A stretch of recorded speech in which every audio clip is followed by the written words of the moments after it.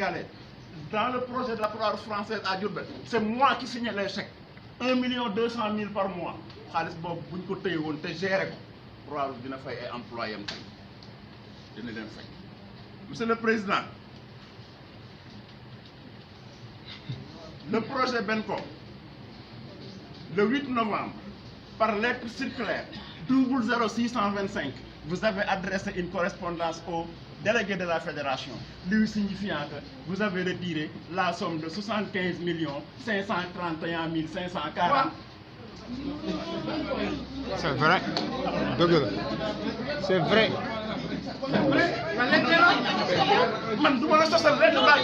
C'est vrai. Il a des preuves. Il a des preuves. Lisez-la. da may woo foo ma woo ma wuyu de man li may wax dama koo ñeme man su ma ne ñeme naa ko déglu leen may leen ma waay man li may wax. Continuez.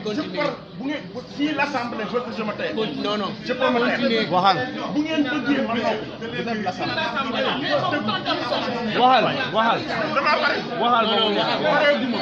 j'ai pas fini.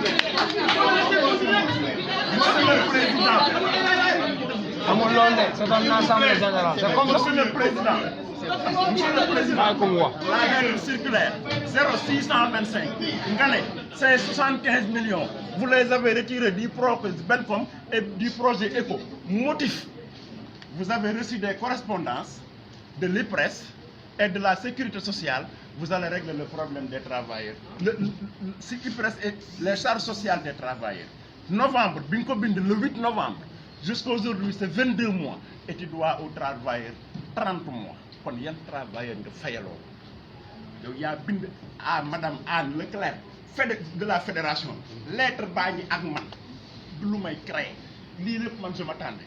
Monsieur le Président, sama intervention de la BEC, vous avez tout fait hier pour que je n'intervienne pas dans la salle. Tout. xam naa ci dara xam nga ci dara ñu doon wax ak man xam nañ ci dara mais man dinaa wax. Je vais parler aujourd'hui dans cette salle. Très bien. Président, je viens sur le rapport de monsieur le secrétaire général. SG, Wagoudon, ils ont parlé du projet de distribution. Vous avez dit que le projet a été prolongé. Ils ont dit 252 millions pour Goudon, Goudon, Fatick, Kanel, Podor. Pour 12 mois. Pour 12 mois, je vous dis, man Abdou Ndiaye, Madame Goudom, le projet de Goudom a duré 15 jours. Fouki fan ak juróom. Le montant qui a été distribué à Goudom, c'est 16 millions. Ce que vous avez justifié, la fédération. Voilà les factures des boutiquiers. Ben boutiquier, il s'appelle Bassirou Diallo, man ko jox 8 25 000, benen boutiquier bi mi ngi tudd Ablaye Sonko 8 355 000. Et je précise que ce Ablaye Sonko n'a jamais été commerçant, c'est un agent municipal, mais c'est un frère du secrétaire général qui s'est transformé commerçant pour la durée du projet. C'est grave. C'est grave. C'est grave. En l'hiver. Non. Monsieur le secrétaire général, le projet de Louga, non, Koudam, Aziz Diata, ce que vous avez dit, les activités que vous avez lues dans le rapport, man ce département, est-ce que Defna, une activité là, moi recensement distribution, def nañ fa distribution de matériel agricole joxe nañ fa intrant aux enfants de 0 à 5 ans def nañ fa leneen ak leneen defuñu ko fa wala def nañ ko man de li ma def te àndoon kook yow bis bu ne ma woo la ngay fekki mooy recensement distribuer 16 millions et je vous ai averti, je vous ai dit que ces gens-là ne reviendront pas, ils n'ont besoin que des pièces justificatives, mais votre projet est arrêté.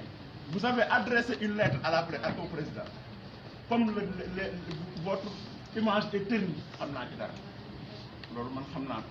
Le projet de Louga, vous avez annoncé la somme de 67 millions. mais c'est pas sérieux. Quand on nous dit Louga, dis-nous Goudiri. J'ai dépensé pour Louga tant, pour Goudiri tant. 867 millions à Louga. Man Abdou Ndiaye, j'étais dans le département de Linguère pendant 6 mois. J'ai fait un dépistage au mois d'août, un dépistage au mois de décembre. Les activités que j'ai réalisées à Louga par rapport à la Guiri qui comporte presque 30 activités, moi, une mobilisation sociale à Warxoox, te ci sama poche laa ko financé, une causerie à Mboula, te ci sama poche laa ko financé, et je parle sous le contrôle des superviseurs résidents dans le département de Linguère. Beneen activité bu ma fa def yore oto di nelaw di yeewu 2 heures di tourner dem ak dikk loolu laa doon def Linguère man personnellement. Gisuma beneen activité également qui a été réalisée dans la région de Louga te li may wax ñeme naa ko am naa fu ma ko teg te it lu leer la. C'est ça la Croix-Rouge sénégalaise, pour vous dire que la Croix-Rouge n'a pas un problème financier. La Croix-Rouge a un problème de personne. Monsieur le Président, quand vous m'avez demandé de faire un démenti par rapport aux 15 millions de Diourbel, quand j'ai refusé, vous m'avez affecté à Dakar arbitrairement. Ma ñëw nga ne ma nee nañ ma da ngaa am doole Diourbel ma lay wan ne maa la ëpp doole waaye boobu da ngaa fàtte ni Maolana moo ëpp ñëpp doole nga indi ma Dakar di ma fay 70 000 joxoo ma bureau joxoo ma liggéeyukaay joxoo ma ordinateur ma nekk ci gardien yi ak chauffeur yi bu 4 heures yi ma ñibbi nga may romb di def lu la neex xanaa toog ne am nga doom lii yëngaluma man kenn du ma teree wax su ma nangu woon lu ngeen di wax kon tey du ma jël parole mais je prends la parole. Hey, Croix-Rouge sénégalaise am na xaalis. Le président qui sera élu prendra ici l'engagement qu'une semaine après la passation de service, il va passer à l'audit de la maison. Loolu la ñuy bañ bëgguñu ko tudd auditer kër gi. Il faut auditer la maison. L'argent bi Saraya moom ñu jot ko xaalis bi Tamba moom ñu wër ko. Le projet ECO Tamba Goudiri apport institutionnel 1 million pour Tamba, 1 million pour Goudiri, 999 000 pour Koupentoum. Quand j'étais à Diourbel, par force de l'homme parce que je me battais avec les Français, nous avons apport institutionnel. Nous avons fait le comité Diourbel. Est-ce que les comités ont reçu leur apport institutionnel? Vous êtes incapable de payer les salaires. Il y a problème, président. Vous n'êtes pas incapable de payer les salaires. Vous avez géré la Croix-Rouge à votre manière. C'est le problème. Voilà pourquoi vous ne voulez pas que je prenne la parole. Voilà pourquoi des gens m'ont rencontré hier nuit pour me dire que tu ne dois pas être délégué.